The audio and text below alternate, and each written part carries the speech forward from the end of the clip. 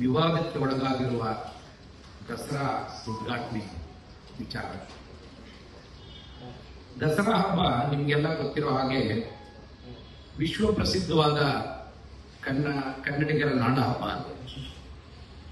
ದೇಶ ವಿದೇಶಗಳಿಂದ ಈ ನಾಡ ಹಬ್ಬಕ್ಕೆ ಅನೇಕ ಜನ ಪ್ರೇಕ್ಷಕರು ಬರ್ತಾರೆ.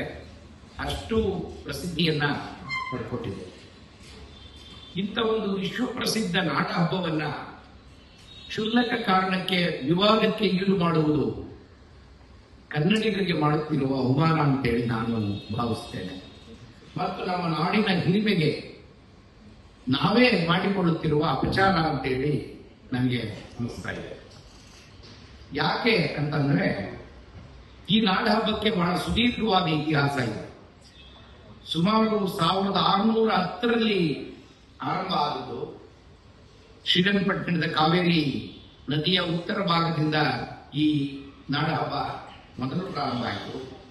1799ರಲ್ಲಿ ಶ್ರೀರಂಗಪಟ್ಟಣದಿಂದ ಮೈಸೂರಿಗೆ ಮುಮ್ಮಡಿ ಕೃಷ್ಣರಾಜ ಒಡೆಯರವರು ಇದನ್ನ ವರ್ಗಾವಣೆ ಮಾಡಿ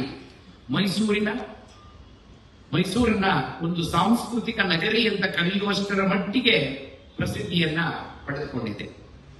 ಇಂತಹ ನಾಡ ಹಬ್ಬವನ್ನ ಎಲ್ಲ ಜನರು ಸೇರಿ ಆಚರಿಸುವ ವಿಶೇಷವಾದ ಹಬ್ಬವನ್ನ ಅತ್ಯಂತ ಕ್ಷುಲ್ಲಕ ವಿಚಾರಗಳಿಗೆ ಇದನ್ನ ವಿವಾದಕ್ಕೆ ಈಡು ಮಾಡಿರುವುದು ಖಂಡಿತವಾಗಿ ಒಂದು ನಾಗರಿಕ ಸಮಾಜ ಒಪ್ಪತಕ್ಕದ್ದಲ್ಲ ಅಂತ ಹೇಳಿ ನಾನು ಭಾವಿಸಿಕೊಂಡಿದ್ದೇನೆ.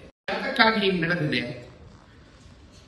ನಮ್ಮ ದೇಶಕ್ಕೆ ಮತ್ತು ವಿಶೇಷವಾಗಿ ಕನ್ನಡಕ್ಕೆ ಬಹುದೊಡ್ಡ ಗೌರವವನ್ನು ತಂದುಕೊಟ್ಟಂತ ಬಾನು ಮಸ್ತಾಕ್ ಅವರು ತಮ್ಮ ಕಥೆಗಳ ಮೂಲಕ ಪಡೆದುಕೊಂಡ ಬುಕರ್ ಪ್ರಶಸ್ತಿಯನ್ನ ತಂದುಕೊಟ್ಟ ಕಾರಣದಿಂದಾಗಿ ಅವರು ನಮ್ಮ ನಾಡಿನ ಹೆಮ್ಮೆ ಅಂತ ಅನಿಸಿಕೊಂಡಿದ್ದಾರೆ. ಇಂತಹ ಹೆಮ್ಮೆಯ ಹೆಣ್ಣು ಮಗಳೊಬ್ಬಳನ್ನ ಕರೆದು ಈ ನಾಡ ಹಬ್ಬವನ್ನು ಉದ್ಘಾಟನೆ ಮಾಡಿಸ್ತೇವೆ ಅಂತೇಳಿ ಸರ್ಕಾರ ಬಹಳ ವಿವೇಚನಾ ಪೂರ್ವಕವಾಗಿ ತೀರ್ಮಾನವನ್ನು ಕೈಗೊಂಡಿದೆ ಅಂತೇಳಿ ನಾನು ಭಾವಿಸಿದ್ದೇನೆ. ಕಾರಣ ಇಷ್ಟೇ, ಎಲ್ಲ ಧರ್ಮಗಳಲ್ಲಿರುವ ಹೆಣ್ಣು ಮಕ್ಕಳು ಶೋಷಿತರೆ. ಅದು ಹಿಂದೂ, ಇಸ್ಲಾಂ, ಕ್ರಿಶ್ಚಿಯಾನಿಟಿ, ಸಿಖ್ ಧರ್ಮ, ಹೀಗೆ ಎಲ್ಲ ಧರ್ಮಗಳ ಹೆಣ್ಣು ಮಕ್ಕಳು ವಿಶೇಷವಾಗಿ ಅವರು ಶೋಷಿತರು. ಅವರಿಗೆ ಎಷ್ಟು ನೀವು ಪ್ರೋತ್ಸಾಹವನ್ನ ಕೊಟ್ಟರೂ ಕೂಡ ಕಡಿಮೆ ಅಂತಲೇ ನಾನು ಭಾವಿಸಿರುವವನು. ಅಂಥದ್ರಲ್ಲಿ ಅಂತಹ ಹೆಣ್ಣು ಮಗಳೊಬ್ಬಳನ್ನ, ನಮ್ಮ ನಾಡಿಗೆ ಹೆಮ್ಮೆಯನ್ನ ತಂದಂತ ಹೆಣ್ಣು ಮಗಳೊಬ್ಬಳನ್ನ ಕರೆದು ಉದ್ಘಾಟನೆ ಮಾಡಿಸ್ತಕ್ಕಂಥ ತೀರ್ಮಾನ ಅತ್ಯಂತ ಸಮಯೋಚಿತವಾದದ್ದು. ಅಪೂರ್ವ ಸಾಧನೆ ಮಾಡಿದ ಹೆಣ್ಣು ಮಗಳೊಬ್ಬಳಿಗೆ ಸರ್ಕಾರ ಒಂದು ನೀಡಬಹುದಾದ ಗೌರವ ಅಂತೇಳಿ ನಾನು ಭಾವಿಸ್ತೀನಿ. ಹಾಗಿರುವಾಗ ಅದನ್ನ ವಿವಾದಕ್ಕೆ ಈಡು ಮಾಡುವಂತ ಕುಬ್ಜ ಮನಸ್ಸುಗಳು ನಮ್ಮ ನಡುವೆ ಇರತಕ್ಕಂಥದ್ದು ತುಂಬಾ ದುರದೃಷ್ಟಕರ ಅಂತ ನಾನು ಭಾವಿಸ್ತೇನೆ. ಬಾನು ಮಸ್ತಾಕ್ ಅವರ ಈ ಸಾಧನೆಯಿಂದ ಬೂಕರ್ ಪ್ರಶಸ್ತಿಯನ್ನು ಪಡೆದ ಕಾರಣದಿಂದಾಗಿ ಕನ್ನಡದ ಹೆಮ್ಮೆ, ಕನ್ನಡ ಭಾಷೆಯ ಹೆಮ್ಮೆ ಸುಮಾರು 45ಕ್ಕೂ ಹೆಚ್ಚು ದೇಶಗಳಿಗೆ ಪ್ರಚಾರ ಆಗ್ತಾ ಇದೆ. ಆ ಪುಸ್ತಕ 45ಕ್ಕೂ ಹೆಚ್ಚು ದೇಶಗಳ ದೇಶ ಭಾಷೆಗಳಿಗೆ ಅನುವಾದ ಆಗ್ತಾ ಇದೆ. ಇದೊಂದು ಸರಳವಾದ ಸಾಧನೆ ಅಂತ ನಾವ್ಯಾರು ಕೂಡ ಭಾವಿಸಬಾರದು. ಬಹಳ ಮಹತ್ವದ ಕೃತಿಗಳೇ ಬೇರೆ ಬೇರೆ ದೇಶದ ಭಾಷೆಗಳಿಗೆ ಸಹಜವಾಗಿ ಹೋಗೋದಿಲ್ಲ, ಅನುವಾದ ಆಗುವುದಿಲ್ಲ. ಹೆಚ್ಚು ಅಂದ್ರೆ ಇಂಗ್ಲಿಷ್ ಭಾಷೆಗೆ ಅನುವಾದ ಆಗ್ತದೆ. ಭಾರತದಲ್ಲಿರುವ ಅನೇಕ ಭಾಷೆಗಳಿಗೆ ಆ ಪುಸ್ತಕ ಅನುವಾದ ಆಗುವುದಿಲ್ಲ. ಅಂಥದ್ರಲ್ಲಿ ಪ್ರಪಂಚದ ಬೇರೆ ಬೇರೆ ದೇಶಗಳ ಭಾಷೆಗಳಿಗೆ ಅನುವಾದ ಆಗಿ ಏನವರ ಹಾರ್ಟ್ ಲ್ಯಾಂಪ್ ಅನ್ನುವ ಇಂಗ್ಲಿಷ್ ಅನುವಾದಿತ ಕೃತಿ ಇವತ್ತು ಪ್ರಪಂಚದ ಇಷ್ಟೊಂದು ಭಾಷೆಗಳಿಗೆ ಅನುವಾದವಾಗುವ ಮೂಲಕ ಕನ್ನಡ ಭಾಷೆಗೆ ಮತ್ತು ಭಾರತ ದೇಶಕ್ಕೆ ಬಹುದೊಡ್ಡ ಹೆಮ್ಮೆಯನ್ನ ತಂದುಕೊಟ್ಟಿದೆ. ಇಂತಹ ಹೆಮ್ಮೆಯ ಬರಹಗಾರ್ತಿಯೊಬ್ಬರಿಗೆ ನಾವು ಬಹಳ ಕ್ಷುಲ್ಲಕ ಕಾರಣಕ್ಕೆ ಅದನ್ನು ವಿವಾದಕ್ಕೆ ಈಡು ಮಾಡಿರುವುದು ಸರ್ವಥಾ ಒಪ್ಪತಕ್ಕದ್ದಲ್ಲ ಮತ್ತು ನಾಗರಿಕ ಸಮಾಜವನ್ನು ನಡೆದುಕೊಳ್ಳುವ ನೀತಿ ಇದು ಅಲ್ಲ ಅಂತ ಹೇಳಿ ನಾನು ಭಾವಿಸಿಕೊಂಡಿದ್ದೇನೆ. ದಸರಾಕ್ಕೆ ನಾವು ಧರ್ಮಾತೀತವಾಗಿ, ಜಾತ್ಯಾತೀತವಾಗಿ, ದೇಶಾತೀತವಾಗಿ ಸಂಗೀತಗಾರರನ್ನ ಕರೆದು ಸಂಗೀತ ಕಚೇರಿಯನ್ನು ಏರ್ಪಾಡು ಮಾಡ್ತೇವೆ. ಬಹುದೊಡ್ಡ ಸಂಗೀತ ವಿದ್ವಾಂಸರು ಬಂದು ಇದರಲ್ಲಿ ಭಾಗವಹಿಸ್ತಾರೆ. ಹಾಗೆ ಅಪರೂಪದ ಮತ್ತು ವಿಶೇಷವಾದ ಕುಸ್ತಿಯನ್ನ ನಾವಿಲ್ಲಿ ಏರ್ಪಡಿಸ್ತೇವೆ. ದೇಶದ ಬಹುದೊಡ್ಡ ಕುಸ್ತಿಪಟುಗಳು ಬಂದು ಇದರಲ್ಲಿ ಭಾಗವಹಿಸ್ತಾರೆ. ಹಾಗೆ ಕ್ರೀಡಾಪಟುಗಳು ಭಾಗವಹಿಸ್ತಾರೆ.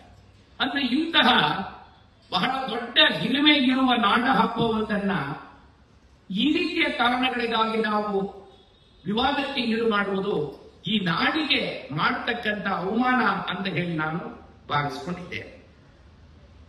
ಬಿಜೆಪಿ ಮತ್ತು RSS ಸಂಸ್ಥೆಗಳು ಅವರು ಉಳಿದೆಲ್ಲ ವಿವಾದಗಳು ಏನೇ ಇರಲಿ, ಇಂತಹ ಸಾಂಸ್ಕೃತಿಕ ಸಂಗತಿಗಳನ್ನ ತಮ್ಮ ಬಹಳ ಕೆಟ್ಟ ರಾಜಕಾರಣಕ್ಕೆ ಬಳಸಿಕೊಳ್ಳುವುದು ಖಂಡಿತ ಯೋಗ್ಯವಾದದ್ದಲ್ಲ.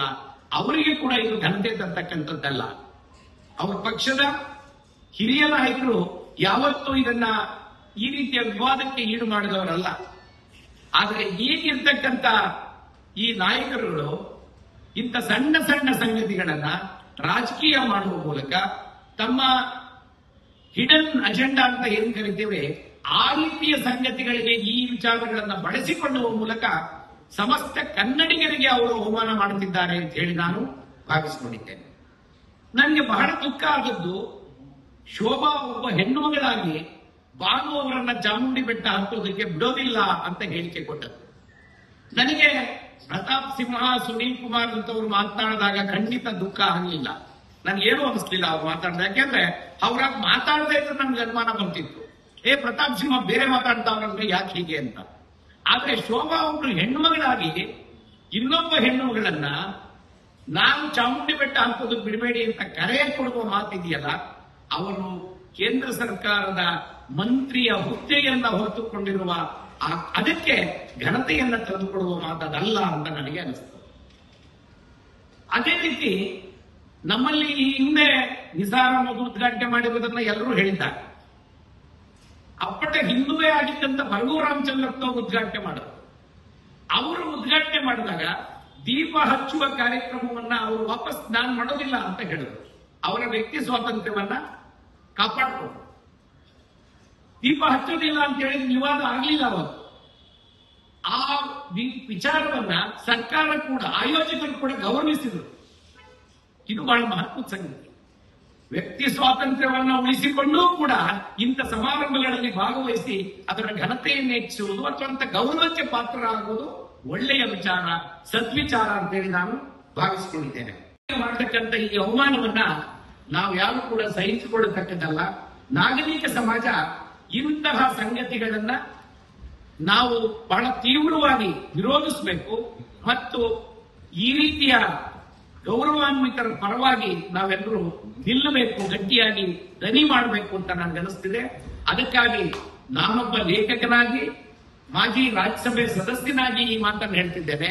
ನಾವೆಲ್ಲರೂ ನಾಗರಿಕ ಸಮಾಜದ ನಾಗರಿಕರು, ಸಾಮಾನ್ಯ ನಾಗರಿಕರು ಮತ್ತು ಜನತೆ, ನಾವು ಬಾನು ಅಂತ ಲೇಖಕಿಯರ ಪರವಾಗಿ ನಿಲ್ಲಬೇಕಾದದ್ದು ನಮ್ಮ ನಾಗರಿಕ ಕರ್ತವ್ಯ ಅಂತ ಹೇಳಿ ನಾನು ಭಾವಿಸಿಕೊಂಡಿದ್ದೇನೆ.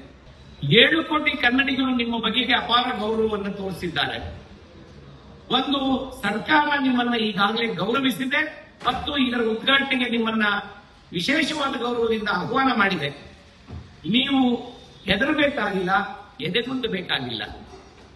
ಯಾರೋ 7 ಜನ ವಿಕೃತವಾಗಿ ಯೋಚನೆ ಮಾಡುವವರು ಇದಕ್ಕೆ ಧರ್ಮದ ಆಧಾರದ ಮೇಲೆ ವಿಭಜನೆ ಮಾಡೋದಕ್ಕೇನೆ ಇದನ್ನು ಬಳಸಿಕೊಳ್ತಕ್ಕಂಥವ್ರಿಗೆ ನೀವು ಕಿವಿಗೊಡಬೇಕಾಗಿಲ್ಲ.